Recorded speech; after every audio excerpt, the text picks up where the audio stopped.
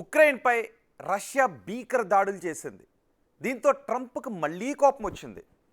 ఇంకేముంది, ఈసారి ఏం చేసి ఉంటాడు? మరోసారి భారత్కు వార్నింగ్ ఇచ్చాడు. రెండో విడత టారిఫ్లకు సిద్ధంగా ఉండండి అంటున్నాడు ట్రంప్. ఎందుకు రష్యా దాడులకు భారత్పై టారిఫ్లకు లింక్ ఏంటి? అసలు ట్రంప్ ఏం ఆలోచిస్తున్నాడో చూద్దాం. రెండో విడత ఆంక్షలకు సిద్ధమైన అమెరికా త్వరలో టారిఫ్లు విధిస్తామన్న డొనాల్డ్ ట్రంప్. రష్యాతో పాటు భారత్పై కూడా ఎఫెక్ట్ పడే అవకాశం. నిజంగా ట్రంప్ అంతకు తెగిస్తారా?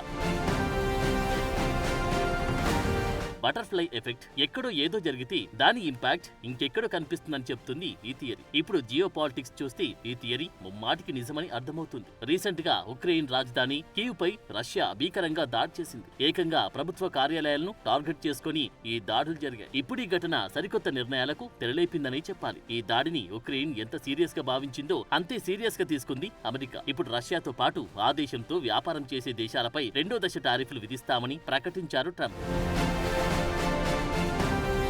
ట్రంప్ ఇప్పుడు ఈ విషయాన్ని ధృవీకరించారు, కానీ ఆయన కార్యవర్గం ఇప్పటికే అనేక సార్లు ఇలాంటి బెదిరింపులు చేస్తూ వస్తున్నారు. రష్యా నుంచి చమురు కొనుగోలు చేసే దేశాలపై రెండో విడత ఆంక్షలు విధిస్తామని ప్రకటించారు. రష్యా ఆర్థిక వ్యవస్థను కుప్పకొల్చితేనే రష్యా అధ్యక్షుడు పుతిన్ దారికి వస్తారు అనేది ఆయన వాదన.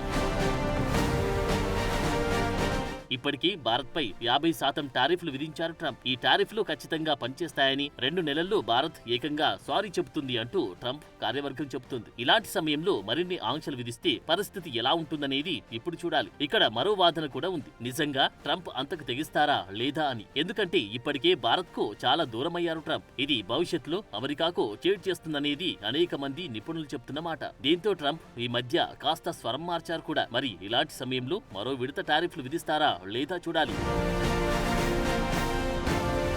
ఈ టారిఫ్లపై ఉక్రెయిన్ అధ్యక్షుడు జెలెన్స్కీ కూడా రీసెంట్ గా స్పందించారు. ఎస్సీఓ సదస్సులో భారత ప్రధాని మోడీ, రష్యా అధ్యక్షుడు పుతిన్, చైనా అధ్యక్షుడు జిన్పింగ్ ఒకే వేదికపై కనిపించడంపై రియాక్ట్ అయిన జెలెన్స్కీ రష్యాకు మద్దతిస్తున్న దేశాలపై టారిఫ్లు విధించడం సరైన చర్యే అంటూ వ్యాఖ్యలు చేశారు. నిజానికి జెలెన్స్కీ ఈ వ్యాఖ్యలు చేయడం ఇప్పుడు కాస్త ఆలోచించాల్సిన విషయమే. ఎందుకంటే భారత్ నుంచి భారీ మొత్తంలో డీజిల్ ను దిగుమతి చేసుకుంటుంది ఉక్రెయిన్. రష్యా నుంచి దిగుమతి చేసుకున్న చమురుని ప్రాసెస్ చేసి ఉక్రెయిన్ కు ఎగుమతి చేస్తుంది భారత్. ఈ విషయం రష్యాకు, భారత్ తో పాటు ఉక్రెయిన్, అమెరికాకు కూడా తెలుసు. నిజానికి జెలెన్స్కీ అన్నట్లుగా ఈ దిగుమతులను ఆపితే ఉక్రెయిన్ కు కూడా ఎగుమతులను ఆపేస్తుంది భారత్. అదే జరిగితే బయటి మార్కెట్లో మరింత ఎక్కువగా ధర చెల్లించి దిగుమతి చేసుకోవాల్సి ఉంటుంది. మరి ఈ విషయాలన్నీ జెలెన్స్కీ మరిచారు, లేక ట్రంప్ మెప్పు కోసం ఏదో చేయాలి కాబట్టి స్టేట్మెంట్ చేశారు? అర్థం కాని పరిస్థితి.